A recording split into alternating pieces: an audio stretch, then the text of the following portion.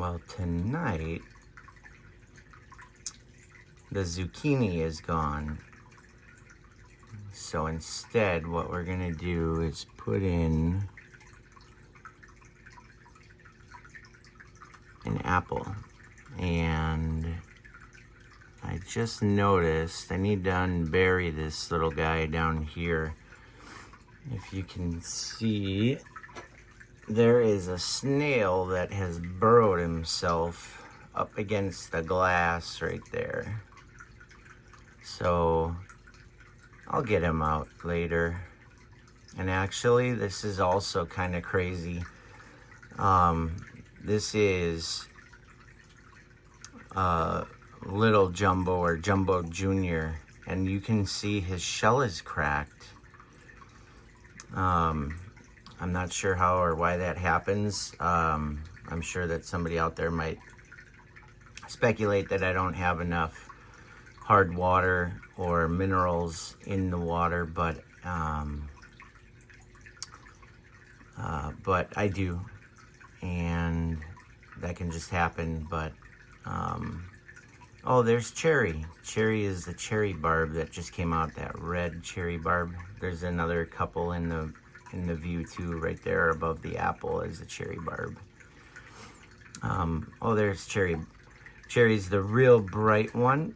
And then there's another really cool phenomenon happening right after the algae, the twin star algae machine stops bubbling up the water. So if you look real close at this beautiful plant, this big green ball right behind that snail, at the tips of each of most of the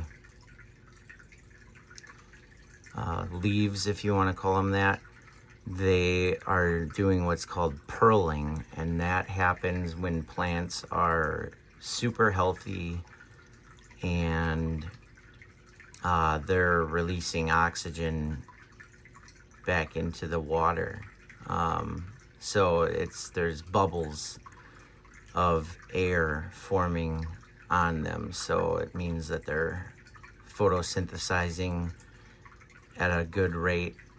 Again, I run this tank with CO2, and it's off right now. I'm gonna actually go turn it on.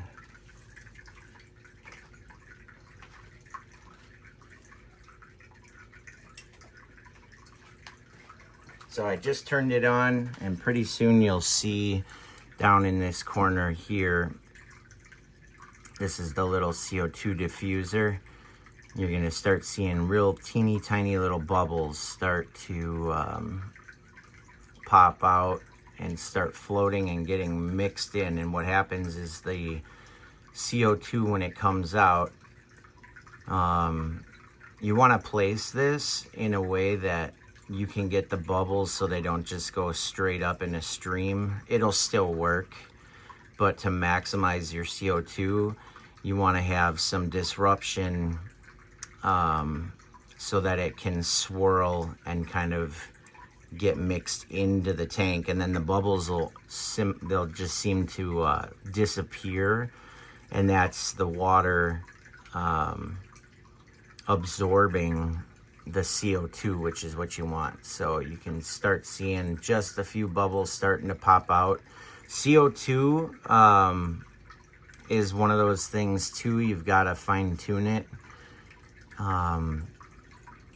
Too much is a bad thing and will kill your fish. You can kill your entire tank with too much CO2. So there is this little orb right here. I'm using this tongs as a pointer, but that right there has a solution in it that is an indicator, a CO2 indicator. So it's really easy to use, super handy, and if it's blue, it means that there is low CO2 in the water. If it's green, you're in the perfect zone for plants and animals. And then if it's yellow or light green to yellow, you have too much CO2 going into your tanks. Another key indicator if there's too much CO2 is if your fish are all at the surface and they're coming up for breath, basically. So turn your CO2 down if you have that happening. I've had the apple in there for a good couple hours. It is not nearly as popular with the snails as was the zucchini, and so I do have some cucumber that I'm gonna probably switch out. But we have, I can tell the tail right here of the super red plecostomus. He's on the apple now. He just jumped off right there, but that's a super red plecostomus, which is another beautiful plant, or sorry, not a plant, beautiful fish. And Cherry is chasing Oreo over here in the corner. Oreo did something. Here's Cherry. Cherry's the bright red cherry barb, and Oreo did something. Oreo, not this guy. This is a yo-yo loach. I don't remember his name, but my kids will remind me. You can see too that there have been recent babies. There's a whole swarm of a ton of guppies right up in this little area between the driftwood. There are so many little babies, and it's important to feed them stuff that they can feed on, like brine shrimp. Newly hatched brine shrimp are perfect. So that'll be a short little video for now.